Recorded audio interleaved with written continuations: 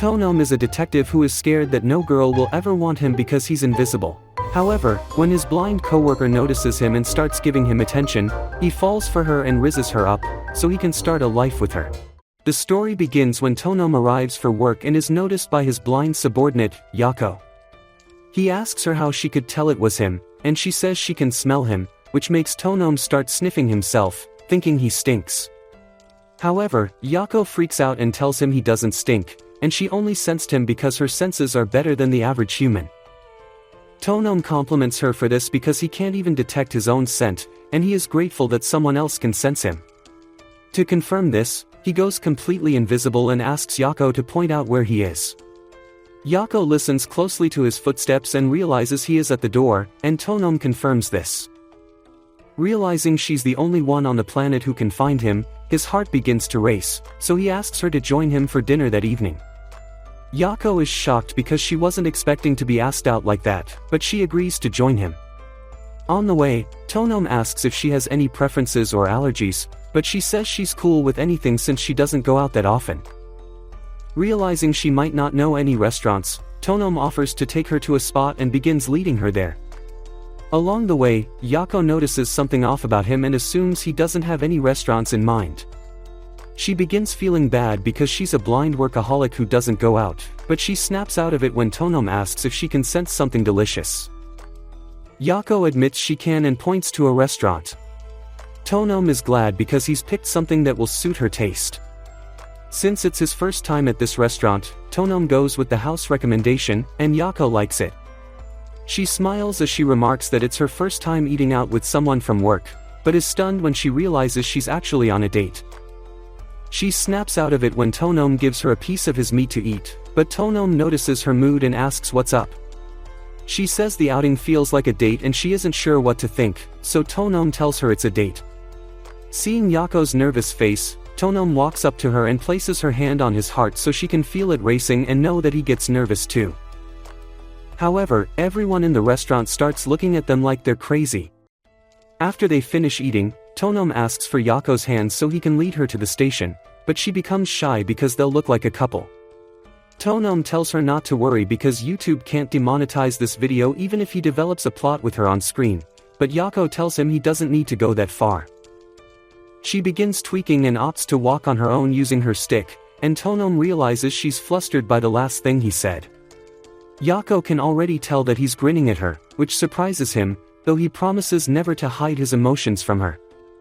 After that, he holds her hand and escorts her to the train station, but when she arrives home, she starts rolling around on her bed because her first date with him went well.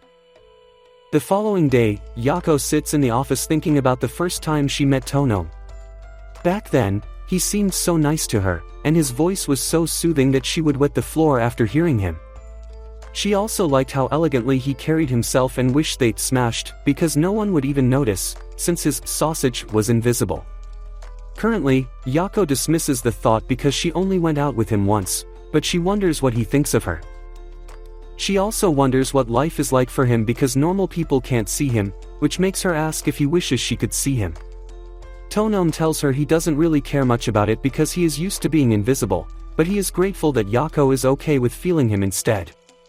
That afternoon, Yako bumps into Jirashi, her colleague, who saves her from falling to the ground. At the office, Yako bumps into Kikira, another colleague, who helps her to her table. While the others are working, Yako asks if they notice anything strange about her appearance, and Jirashi realizes she might be trying to impress someone. She compliments Yako's looks and claims she's a love coach in case she needs any advice on romance. Yako claims she's a good girl because she hasn't been getting enough vitamin D lately.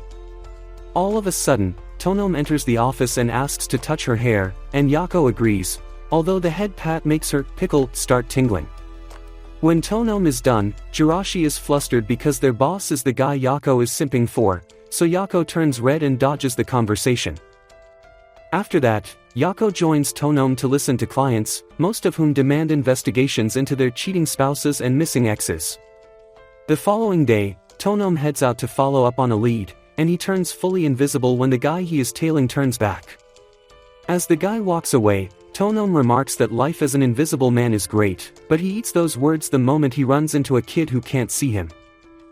In the meantime, Yako is in the office listening to an audiobook about how to make happy sounds in the bedroom. When Jirashi asks what she's listening to, she lies that it's a normal audiobook to avoid being called a plot addict. Jirashi finds the book cool but mentions that she can't really follow what's being said, which shocks Yako because Jirashi is a wolf. Jirashi explains she isn't great at hearing or sniffing stuff by default and can only do it when she's locked in. Yako says she knows because she's checked Jirashi's reports. She then asks Jirashi for help reading a receipt on her table and finds that Jirashi spent a lot of cash on McDonald's. Jirashi says she's on heat and that her appetite has gotten worse, so Yako smiles and tells her to get a man instead and stop spending company funds on food. Feeling embarrassed, Jirashi leaves, but not before showing Yako where her phone is. Later, Yako checks the time and realizes Tonome has been out for so long.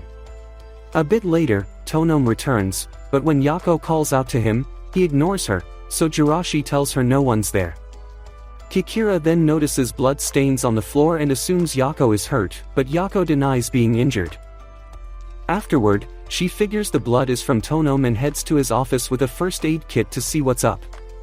When she arrives, Tonome scoffs because he can't fully hide himself whenever she's around, so he reveals that he ran into some trouble earlier. Before now, he had hosted a married goblin couple and proved that the husband was a serial cheat. The wife was pissed and threatened to air fry her husband's sacks for sleeping around, while the cheating goblin was upset that his wife sent a detective after him. When Tonome saw things getting out of control, he tried to calm them down but ended up getting hurt. Presently, Tonome narrates everything that happened to Yako, who feels bad for him, but Tonome tells her not to stress because he and his client are fine. He finds it weird that his blood ceases to be invisible when it leaves his body and reveals that his clients were shocked when they saw it. However, Yako is bothered because his injury looks deep, and he notices she's worried. While he dresses the wounds, he tells her the injuries aren't that bad and that it only looks worse because he bled more than expected. However, Yako is scared because if he bleeds too much, he might die, so she asks if there's anything she can do to help. Since she's persistent, Tonome tells her to help with the bandage, and then he reveals he snuck into the office so she wouldn't be worried about him. While he covers his wound, he mentions that he feels ticklish around the area and also reveals that he's naturally ticklish. When Yako asks if she can tickle him, Tonome refuses because it might lead to something else. After they are done, they leave the room and realize the other employees have closed for the day, so Tonome says he'll stay back and write a report. Yako feels bad because she's going home while Tonome will be working overtime, so she decides to order some supplies for him. She then suggests they take a break together when she's done with work, but Tonome decides to take the break now and complete his job later. At first, he makes her some tea to help her feel relaxed, and Yako enjoys it, saying that it tastes good. Deep down, she wants to go out on another date with Tonome, but is scared because she thinks the previous date was a one-time thing. She figures she could just ask him out herself and decides to shoot her shot, so Tonome smiles because he was just about to ask her to dinner.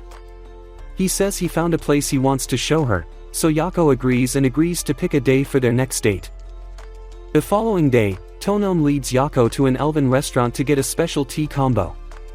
As they are presented with multiple tea blends to choose from, Yako becomes a bit confused and decides to go with the one Tonome gave her the day before, as she liked it. Karma, the bartender, reveals that he's the one behind the tea blend, and he recommended it for Tonome because he asked for a tea blend to make a girl happy. He teases Yako that Tonome will ask her out soon, but that's when his wife, Light, shows up and drags him away. While Yako awaits her order, she asks Tonome if he found this restaurant for her. She itches to know if he researched this place because of her, but she becomes shy because she's asking lots of questions. Tonome confirms her suspicions and compliments her intuition, but she claims she isn't smart because she doesn't know many things. One thing she'd like to know is what Tonome looks like, and she hates that she can only work with her imagination. Tonome notices and allows her to touch his hands, and she realizes his fingernails are well kept. Tonome says it's because of the ladies, and Yako understands because she doesn't like it sharp and rough. As Tonome holds her hand, she becomes flustered and starts thinking that he can see right through her. But before things can get interesting, Light shows up with their order and ruins their moment. That afternoon, Yako asks Jirashi about Tonom's fashion sense, so Jirashi mentions that Tonom wears a suit all the time.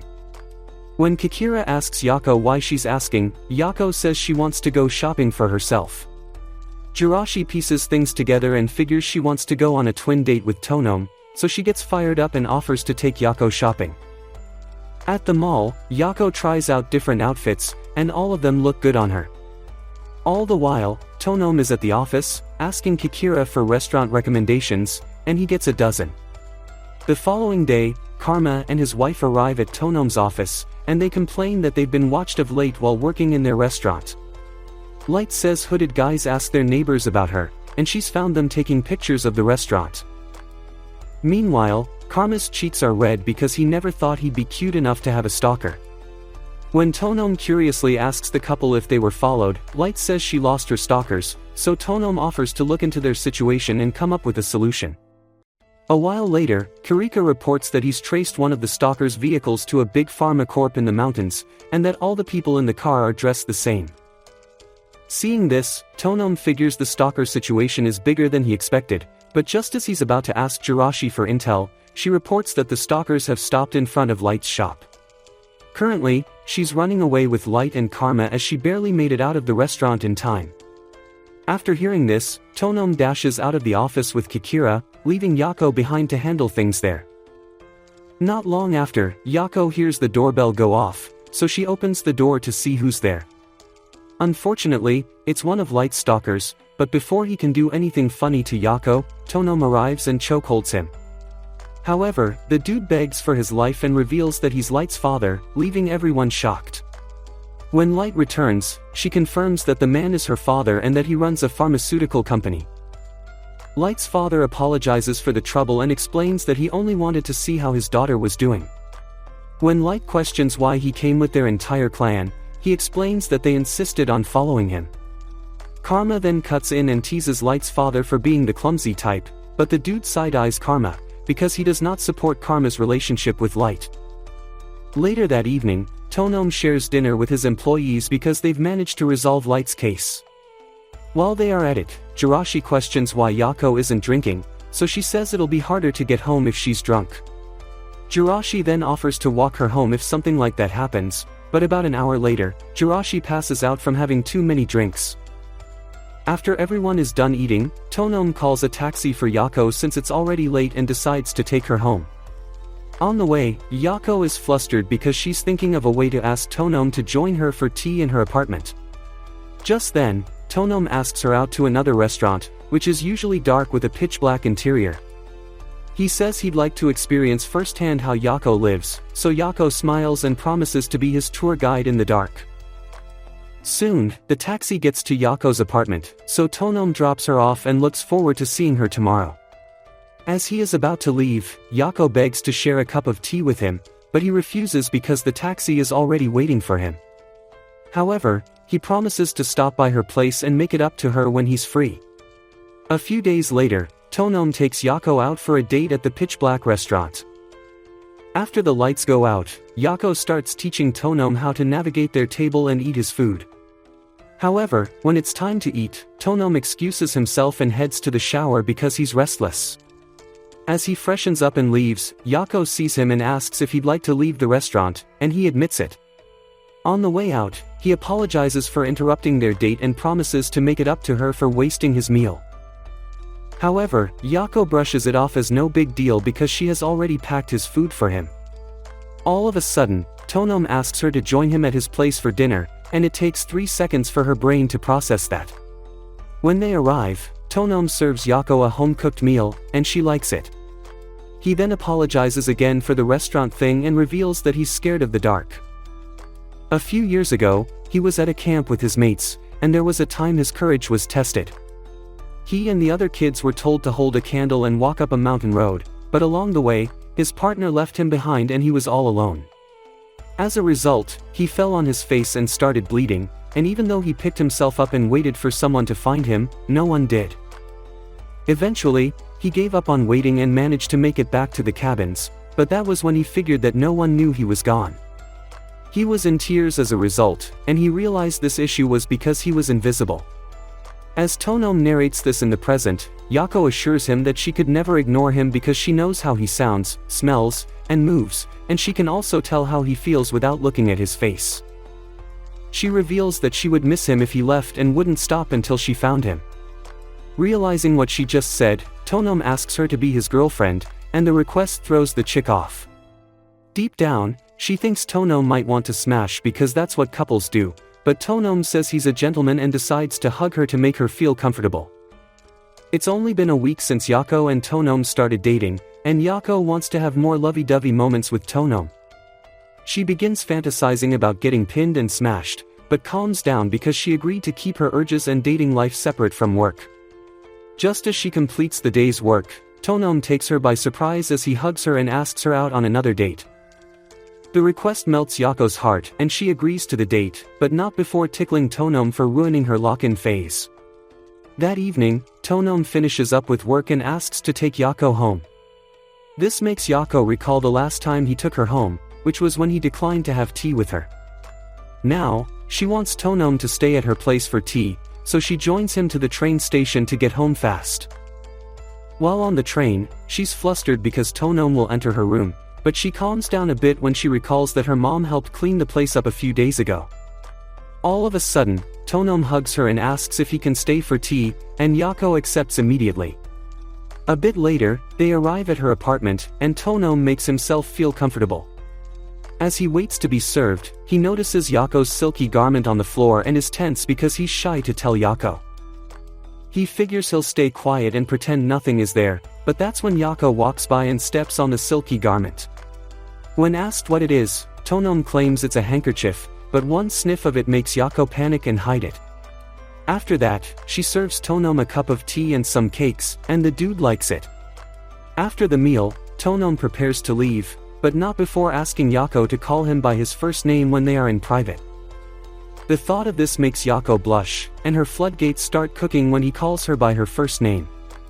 Seeing her blush makes Tonome get the urge to kiss her, but he's hesitant because Yako is blind and he might ruin the timing of their kiss. With this in mind, Yako suggests they come up with a kissing signal, so Tonome scoffs and gives her a forehead kiss instead. The following week, Yako shows up at work and notices something different about Tonome's aura. When she asks what's up, Tonome reveals that he just got a new suit, and then proceeds to ask Jirashi if it looks good on him. Jirashi says she can't rate his looks because he's invisible, but the comment makes Yako realize that Tonome is a bit hurt by that. She wants to help, but can't because she doesn't know anything about clothes. However, Kikira compliments Tonome, saying that the suit slaps hard, and Jirashi feels the same way too. Feeling hyped, Tonome meets Yako and asks her to cop a feel of his suit, and when she does, she likes it.